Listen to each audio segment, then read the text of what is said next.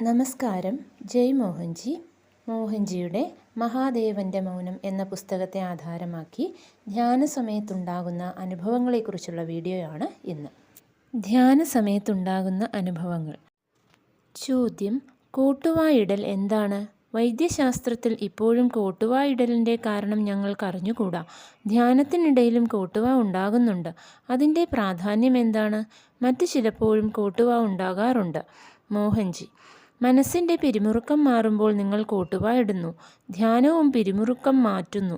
കോട്ടുവാ ഉറക്കത്തിലേക്ക് നയിക്കുന്നു. കോട്ടുവാ ക്ഷീണത്തിൻ്റെയും ഉറക്കം ആവശ്യമാണ് എന്നതിൻ്റെയും ഒരു മുന്നറിയിപ്പ് പോലെയാണ്. മനസ്സിന് ധ്യാനത്തോട് വെറുപ്പാണ്. അലഞ്ഞു തിരിയുന്ന മനസ്സിനെ തടയുവാൻ ഉദ്ദേശിച്ചുള്ളതാണ് ധ്യാനം.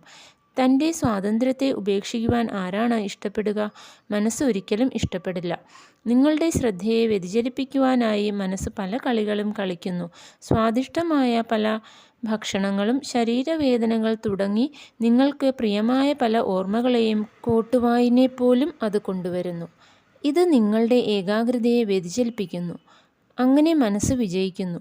കോട്ടുവായിടൽ ശരീരത്തിന് കൂടുതൽ ജീവവായു നൽകുവാനുള്ള സ്വാഭാവികമായ ഒരു പ്രക്രിയയുമാണ്. ചിലപ്പോൾ തീവ്രമായ വ്യായാമം ചെയ്യുകയും വിയർക്കുകയും ചെയ്യുമ്പോൾ കോട്ടുവായിടാനുള്ള ഒരു പ്രേരണ പെട്ടെന്നുണ്ടായേക്കാം. ശരീരത്തിന്, പ്രത്യേകിച്ച് തലച്ചോറിന് കൂടുതൽ ജീവവായു ആവശ്യമുണ്ട് എന്നാണ് ഇതിനർത്ഥം. ശ്വാസോച്ഛ്വാസത്തിൻ്റെ ശക്തി മതിയാകാതെ വരുന്നതുകൊണ്ട് പ്രകൃത്യാ ഉള്ള ഒരു പരിഹാരം എന്ന നിലയ്ക്ക് കോട്ടുവാ പ്രചോദിപ്പിക്കപ്പെടുന്നു. ചോദ്യം: ധ്യാന സമയത്ത് ഞാൻ വിനോദ പാർക്കുകളിൽ ഉള്ളതുപോലെ കറങ്ങുന്ന തട്ടത്തിൽ യാത്ര ചെയ്യുന്നത് പോലെ തോന്നി. എനിക്ക് അറിയാത്ത ചിലരുടെ ക്ഷണദർശനവും ഉണ്ടായി. മോഹൻജി: ശരിയാണ്. അവയെല്ലാം മറ്റു വിധത്തിൽ നിങ്ങൾക്ക് എത്താൻ കഴിയാത്ത ഒരു മണ്ഡലത്തിൽ നിന്നുള്ളതാണ്. ഇവ ശേഖരിക്കുന്നവയുമാണ്. അതായത് നിങ്ങൾക്ക് അവരെ കാണേണ്ടതുണ്ട്. അവരെ കണ്ട് ഹസ്തദാനം നൽകി പിരിയേണ്ടതുണ്ട്. എന്തോ ഒന്ന് നിങ്ങളിൽ നിന്ന് വിട്ടുപോകുന്നതായെന്നും വരാം. ഈ ധ്യാനത്തിൽ അതിശക്തമായ ശുദ്ധീകരണം നടക്കുന്നു. മനസ്സിൽ കൂടി പോകുന്ന വളരെയധികം കാര്യങ്ങളിൽ നിന്ന് നിങ്ങൾ മോചിപ്പിക്കപ്പെടുന്നു. ഒരു ശരീരം ഉള്ളതോ ഇല്ലാത്തതോ ആയ ചില സത്തകൾ നിങ്ങളുടെ മനസ്സിൽ കൂടി വന്ന് പുറത്തു പോകുന്നു. നിങ്ങൾക്ക് എന്തോ ചിലത് നിങ്ങളെ വിട്ടുപോയി, അല്ലെങ്കിൽ നിങ്ങൾ ആരെയോ കണ്ടുമുട്ടി എന്ന തോന്നൽ ഉണ്ടാകാം. മനസ്സ് ദീർഘമായി ആഴത്തിൽ ചിന്തിക്കുവാൻ ശ്രമിക്കും. എന്നാൽ ബോധത്തിന് മനസ്സിലാക്കുവാൻ കഴിയുകയില്ല. എന്തുകൊണ്ടെന്നാൽ ഇത് ഒരുപക്ഷെ മറ്റൊരു ജന്മവുമായി ബന്ധപ്പെട്ടതായിരിക്കാം. അതുകൊണ്ട് അത് അനുഭവപ്പെടുക മാത്രമേ ചെയ്യുകയുള്ളൂ. ഒരിക്കലും കൃത്യമായി അറിയുവാൻ കഴിയുകയില്ല. അങ്ങനെയുള്ള അവസരങ്ങളിൽ നിങ്ങൾക്ക് ചെയ്യാവുന്നത് ഒരു ചലച്ചിത്രത്തെ എന്ന പോലെ അതിനെ നിരീക്ഷിക്കുകയാണ്. അതുമായി ബന്ധം സ്ഥാപിക്കരുത്. ചിലപ്പോൾ ആഘാതങ്ങൾ വളരെ വലുതാണ്. അത് നിങ്ങളെ ശരിക്കും ഒന്ന് ഞെരുക്കും. വികാരങ്ങൾ കവിഞ്ഞൊഴുകും. ആ സമയത്തും അതിനെ ഒരു ചലച്ചിത്രത്തെ എന്ന പോലെ കാണൂ, വിട്ടുകളയൂ. അതിനെ എത്രയധികം മുറുകെ പിടിക്കുന്നുവോ അത്ര അധികമായിരിക്കും യാതന. എത്ര കുറച്ചു മുറുകെ പിടിക്കുന്നുവോ ബന്ധവും യാതനയും അത്ര കുറവായിരിക്കും. ഈ അനുഭവങ്ങളെക്കുറിച്ചെല്ലാം നാം വളരെ വസ്തുനിഷ്ഠരാകണം. അതിനെ നിരീക്ഷിക്കുക മാത്രം ചെയ്യൂ. എന്നിട്ട് പറയൂ, ശരി, നല്ലത്, എനിക്ക് അതിൻ്റെ അനുഭവമുണ്ടായി, കുഴപ്പമില്ല. പിന്നെ മുന്നോട്ട് പോകൂ. നട്ടെല്ലിൽ എത്രയധികം വേരുറയ്ക്കുന്നുവോ അത്ര കൂടുതൽ നിങ്ങളുടെ സ്ഥിരത വർദ്ധിക്കും. നിങ്ങളുടെ സൂക്ഷ്മത വർദ്ധിക്കുമ്പോൾ നിങ്ങളുടെ ശക്തി സംഭവിക്കുന്നു. സാന്ദ്രതലത്തിൽ ഇന്ദ്രിയങ്ങൾ കൂടി പ്രവർത്തിക്കുന്നത് കൊണ്ട് നിങ്ങൾ ദുർബലനാണ്. ഉദാഹരണമായി, നിങ്ങളൊരു ബേക്കറിയിൽ പോകുന്നു എന്നിരിക്കട്ടെ. അവിടെ വിൽക്കാൻ വെച്ചിരിക്കുന്ന വളരെയധികം പലഹാരങ്ങൾ കാണുന്നു. ഇന്ദ്രിയങ്ങൾ മുൻപേ തന്നെ നിങ്ങളെ അങ്ങോട്ട് ആകർഷിച്ചതുകൊണ്ട് നിങ്ങളുടെ പകുതി ശക്തി താനേ പോയി കഴിഞ്ഞിരിക്കുന്നു.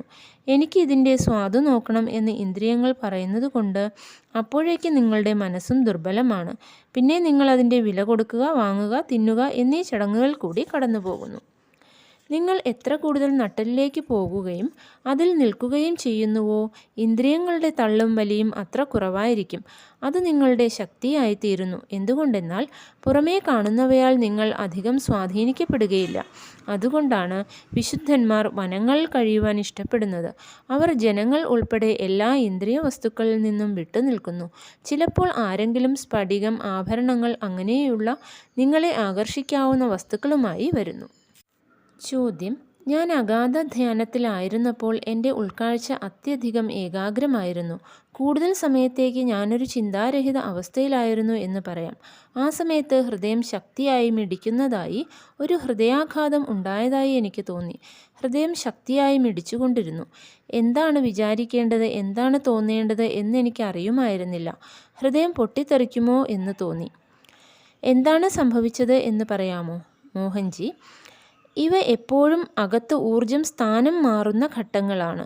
ചിലപ്പോൾ നിങ്ങൾ ധ്യാനിക്കുമ്പോൾ, പ്രത്യേകിച്ച് മനസ്സ് ശൂന്യമാകുമ്പോൾ, മനസ്സ് മുഴുവനായും കാലിയാകുമ്പോൾ പെട്ടെന്ന് നാഡികളിൽ, ഉച്ചരേഖകളിൽ കൂടി ഊർജത്തിൻ്റെ ഒരു തിരയടി ഉണ്ടാകും. പിന്നെ അതിന് ചില സ്ഥലങ്ങളിൽ ഒരുമിച്ച് ചേർന്ന് ഒരു ഉണ്ടയാകാൻ കഴിയും.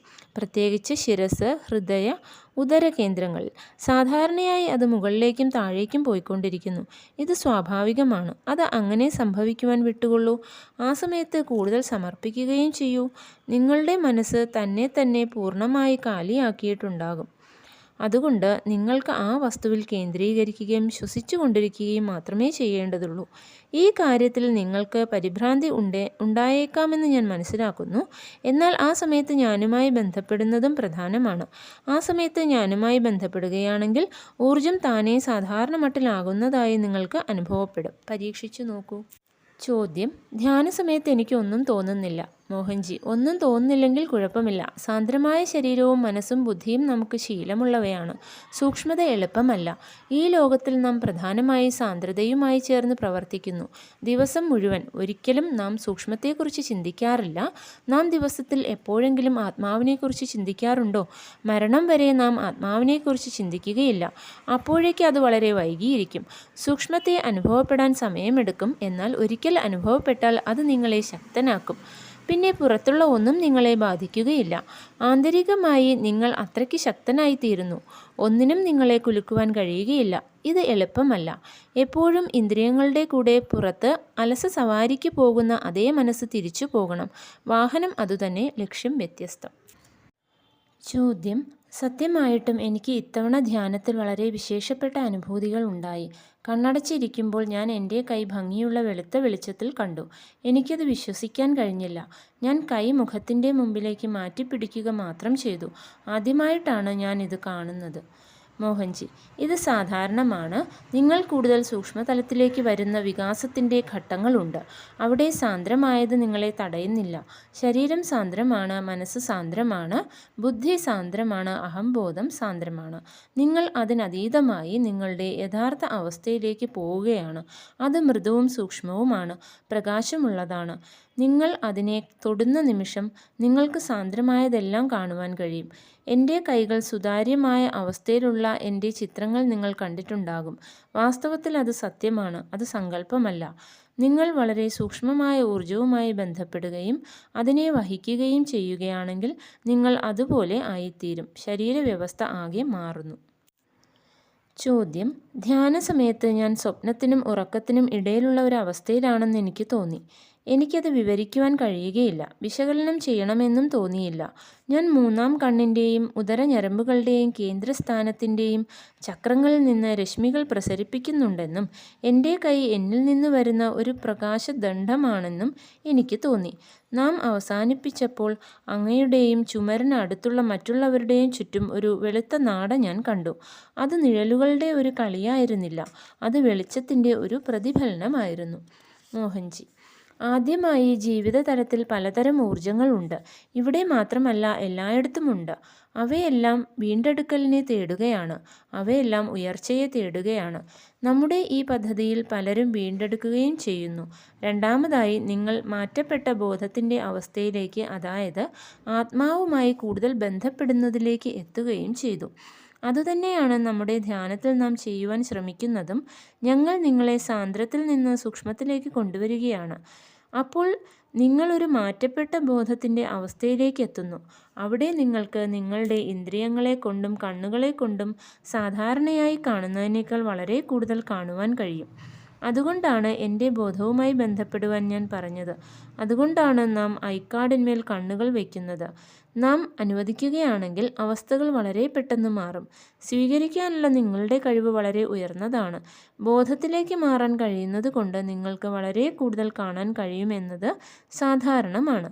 മനസ്സാണ് ഇവിടെ തടസ്സമുണ്ടാക്കുന്ന ഘടകം. ശരീരവും പ്രകാശനങ്ങളും പോലുള്ള പുറമേ കാണുന്നവയും യഥാർത്ഥത്തിൽ ഉള്ളവയുമായി മനസ്സിന് ചിന്താക്കുഴപ്പം ഉണ്ടാകുന്നു. മനസ്സ് പറയുന്നു, എനിക്ക് മോഹൻജിയെ അറിയാം, അയാൾ ഇത്തരത്തിലാണ്, അല്ലെങ്കിൽ അയാൾ ഇപ്രകാരമാണ് സംസാരിക്കുന്നത്. എന്നാൽ അതിൽ കാര്യമില്ല. നിങ്ങൾ ബോധവുമായി ബന്ധപ്പെടുന്ന നിമിഷത്തിൽ അത് തികച്ചും വ്യത്യസ്തമായ ഒരു ലോകമാകുന്നു. ചോദ്യം: ചിലർ കരയാൻ തുടങ്ങിയപ്പോൾ ഞാനും കരയുന്നതുപോലെ എൻ്റെ ഹൃദയവും ശക്തിയായി വേദനിക്കുവാൻ തുടങ്ങി. മോഹൻജി: എല്ലാം ഒരു ബോധമാകുന്നത് കൊണ്ടും ഞാൻ ഏറ്റെടുക്കുന്നത് കൊണ്ടുമാണ് ഇതുണ്ടാകുന്നത്. ഈ ധ്യാനം സംഭവിക്കുമ്പോൾ ഞാൻ ഇവിടെ ഇല്ലാത്തപ്പോഴും ഇതുതന്നെ ഉണ്ടാകുന്നു. അതുകൊണ്ടാണ് ഈ ധ്യാനം ലോകത്തിൽ എല്ലായിടത്തും ഇത്ര ജനപ്രീതി നേടിക്കൊണ്ടിരിക്കുന്നത്. വാസ്തവത്തിൽ നാമെല്ലാം പരസ്പരം ബന്ധപ്പെട്ടവരാണ്. അതുകൊണ്ടാണ് നാം കണ്ടുമുട്ടിയത്. നമുക്ക് നമ്മെ ആത്മമിത്രങ്ങൾ എന്നു പറയാം. ആത്മസഖി എന്നാൽ ഭർത്താവോ ഭാര്യയോ മാത്രമല്ല. ഈ തലത്തിൽ തമ്മിൽ കണ്ടുമുട്ടുവാൻ തീരുമാനിച്ച ഒരു കൂട്ടം ആത്മാക്കളാണ് നാം. ഈ തീരുമാനം കുറേ മുമ്പ് തന്നെ എടുത്തു. അങ്ങനെ ഇവിടെ വരുവാനും ജീവിതത്തെ അനുഭവിക്കുവാനും ചില തലത്തിൽ ചില പ്രത്യേക സമയങ്ങളിൽ സമ്പർക്കം പുലർത്തുവാനും നാം നിശ്ചയിച്ചു. നമ്മിൽ ചിലർ കുറച്ചു കാലത്തേക്ക് ബന്ധം പുലർത്തും, പിന്നെ അവരവരുടെ വഴിക്ക് പോകും. എന്നാൽ ചിലർ ഒരു നീണ്ട കാലത്തേക്ക് ബന്ധം തുടരും. ബന്ധത്തിൻ്റെ കാലയളവിന് മൂല്യമൊന്നുമില്ല. നാം ബന്ധപ്പെട്ടവരാണ്, അതിന് മൂല്യമുണ്ട്. Thank you. ജയ് മോഹൻജി.